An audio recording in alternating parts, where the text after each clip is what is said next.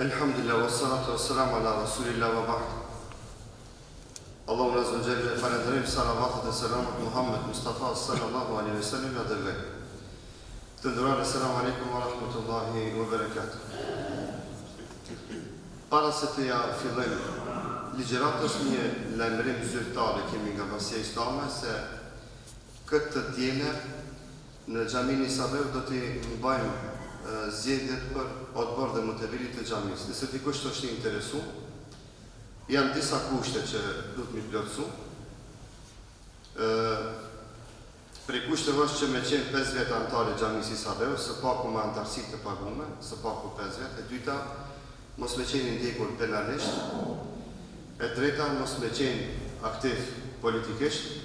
E katërta, me qenë nga besimtarët dhe xhamatlit që kanë kredibilitet në mesin e muslimanëve. Dhe fundit, për këtë punë nuk ka pagesë, por duhesh me nxjerr parë për xhepet vetë me pagut. Këto janë disa kushte që duhet mi plotësu ai që don të kandidojë të bëhet odbor në xhami. Ditën e diel në orën 9, odbor do të jenë këtu, ai që është interesuar, nëse ka kvorum, do të bëjmë zgjedhje, nëse s'ka kvorum, atëherë do të dorëzojmë listën e njëjtë të odborëve që janë në xhamin e Sabeu, si odbor të cilët kanë me vazhdu 4 vitet e ardhshme. Zoti koftërazi. Pejgamberi sallallahu alajhi wasallam e fton Uthman ibn Talha radhiyallahu anhu dhe ja kërkon çelësat e Qabës. Uthman ibn Talha është nga familja Al-Ushayba, që në kohën e xhahiletit i mbanin çelësat e Qabës. Dhe Muhamedi sallallahu alajhi wasallam thotë kosh Uthmani, ai vjen, i thotë bëmi çelësat e çel derën e Qabës dhe hyn Muhamedi sallallahu alajhi wasallam në brendit të Qabës. Kur hyn në brendit të Qabës Muhamedi sallallahu alajhi wasallam, gjitha vizatimet që ishin në brendit të Qabës urdhëron që të fshihen. Dhe shkon në drejtimin e kundërt të hyrjes së Qabës, dhe kur mrin 3 brylla para murit të Qabës, Muhamedi sallallahu alajhi wasallam ndalet. Dhe urdhëron që 2 shtylla nga ana e majt t'i shtohen në t'i vendohen Qabës. Kurse urdhëron nga ana tjetër 1 shtyllë nga ana e djathtë e tij t'i shtohet Qabës dhe 3 shtylla thot pas shpinës teme t'ja vendoni Qabës. Me qëllim që të forcohet kulmi i Qabës dhe Qabja vetvetiu si godin të lidhet më mirë në vete. Parën punë që e banë është kjo, pasi që i fshin fotografit. Urdhëron që këto shtylla më një herë të vendohen. E dini shtyllat e atyre në atë kohë kanë qenë cungje nga palmat, edhe cungu i palmës dihet shumë mirë se sa i fortë është. Dhe kjo janë urdhnat fermanët e para të Muhamedit sallallahu alajhi wasallam, apo ndër të parat. Edhe pse e para gjithnjë thamë ka qenë në raport me statujat dhe me fotografit, që si toleroj. Pasi që e pastroj Qabën nga statujat e fotografit, edhe brendin e Qabës, dhe pasi që forcoj dhe siguroj objektin e Qabës, vetë Qabën më mirë thonë, Muhamedi sallallahu alaihi wasallam i fali 2 rekate në vendin që ishte.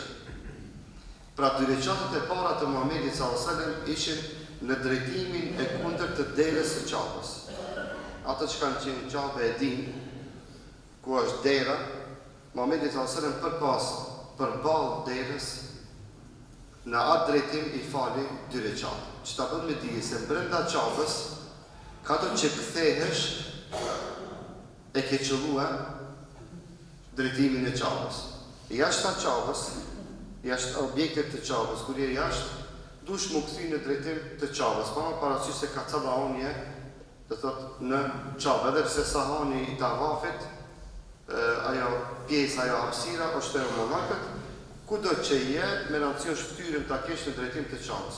Por nësa Allah të bën nasib dë njëre, Allah në i bëft nasib, e jo në është me kërku që mu falë edhe në brendit të Qabës, atëherë ka do që kthehesh, ku do që falësh, thot e kije namazin tamam. I fali Muhamedi sallallahu alaihi wasallam 2 recate. I fali Muhamedi sallallahu alaihi wasallam 2 recate. Dhe Muhamedi sallallahu alaihi wasallam pasi që i mbaroi këto 2 recate, në çdo skaj të çapës shkoi dhe heci dhe e falënderoi Allahun dhe lakmadhrejat, duke thonë Allahu Akbar walhamdulillah. E falënderoj Allah. Se meritat për këtë begati ja kthej Allah te bareke ve teala. Dhe thonë dietar, me këtë Muhamedi sallallahu alaihi wasallam na la porosi që të gjithë na të kemi kujdes nga vetë pëlqimi, që mos me marrë mësysh vetën që themi na, për punë të mira që i bëjmë. Porse, hamdi, falënderimi dhe lartë madhërimi për sukseset e tona që i arrim, që a këthejmë Allahu te bareke ve teala, të themi Allahu Akbar. Sa i madhë që është ky Zot i cili na bën të mundshme këto suksese, këto arritje, këto të mira, dhe asnjëherë të mos habitemi e të mos lejojmë që shejtani të na mashtron, se që vlerat e sukseseve të kthejmë vetvetes tonë. Gjithë të themi Allahu Akbar. Allahu është më i madh, ai me fuqinë e tij absolute na i ka qenë gjitha dyert që na të i arrijmë këto suksese që i kemi arritur. Pejgamberi sallallahu alaihi wasallam jo rastisht në çdo kënd të qabës thotë Allahu Akbar, Allahu Akbar, Allahu Akbar, Allahu Akbar, Allahu Akbar. Kështu mbrendia e qabës është 4 orë. Në 4 këndet dhe qoshet e qabës, Muhamedi sallallahu alaihi wasallam e madhëroi Allahun azza wa jall dhe çoi tekbire, duke thonë Allahu Akbar, Allahu Akbar, Allahu Akbar. Xhamati i ndershëm, havaja sot është me shi, mundësisht trit në të ecën më para, në të mbushjes brastirat në sape, që xhamati mos na rrien kohë. Ai në zamet së tani, Zoti e shpërblet. Edhe na themi Allahu Akbar kur e shohim solidaritetin e xhamatit për njëri tjetrin, që mos me e lon njëri tjetrin keq. Pesi pale, që ala ka dhe një këto, nëse afroni me zvejt.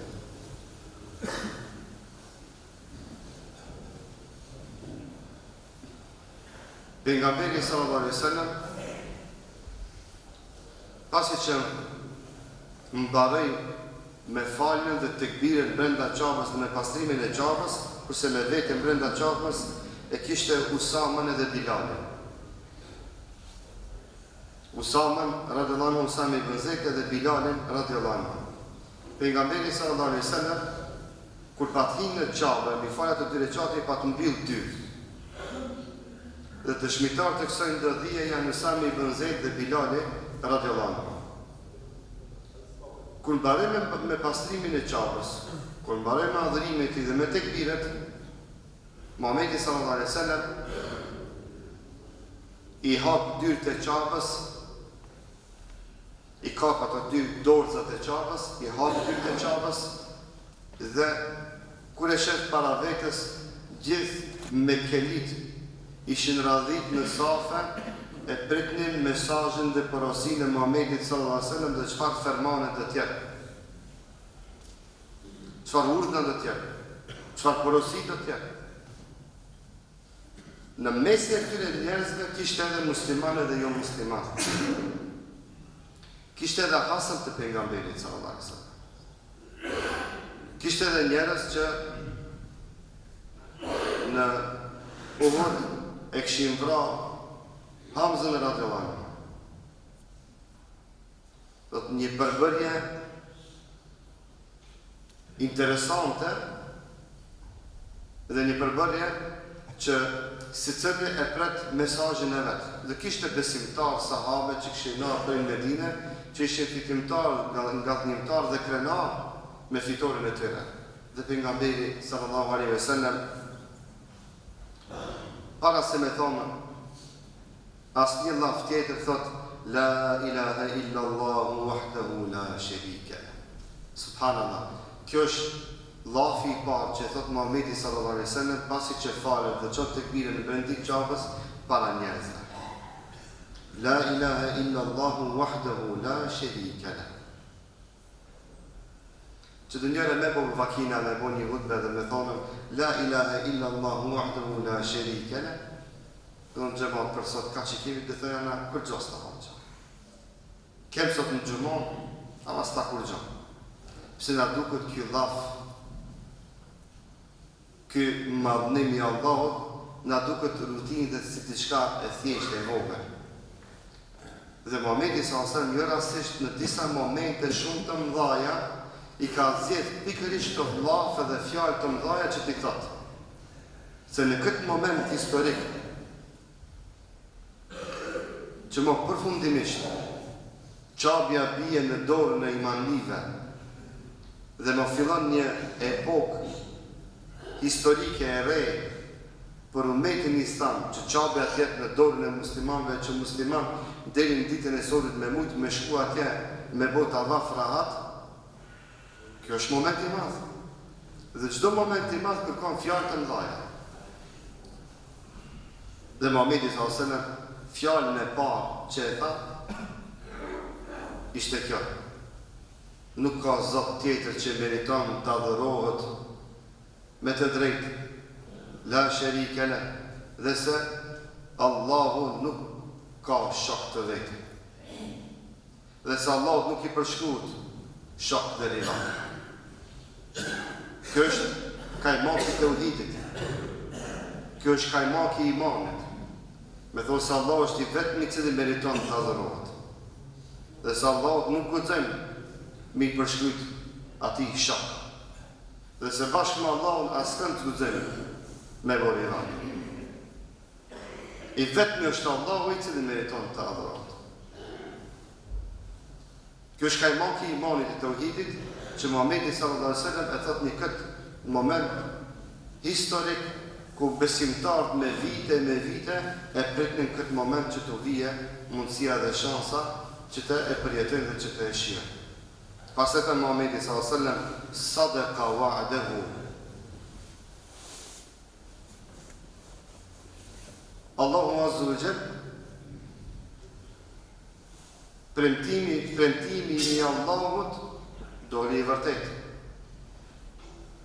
Kështu Muhamedi sallallahu alaihi wasallam e vërtetoi Allahu premtimin e tij. Anjaza wa'dahu. Dhe Zoti I Madh e çoi në vend premtimin e tij. U dëshmu premtimi I tij dhe u realizu premtimi I tij. Anjaza wa'dahu wa nasara 'abdahu. Dhe Zoti I Madh e ndihmoi robën e vet, nuk tha pejgamberin e vet. Në shenjë modestie Muhamedi sallallahu alaihi wasallam këtë moment thot Allahu e ndihmoi robën e vet. Për vetën e ka fjalë. Wa nasara 'abdahu. Zoti I Madh e ndihmoi robën e vet, Muhamedin sallallahu alaihi wasallam. Dhe kjo është etika e besimtarit që kur arrin suksese të mëdhaja e të thotë që jam një rob I Allahut e Allahu e ndihmoi këtë robën e vet. Edhe Allah ndesë atyre robërve kanë ndihmuar edhe mund që mi mri këto suksese. Do të vazhdojmë inshallah në javën e ardhshme. Walhamdulillahi rabbil alamin.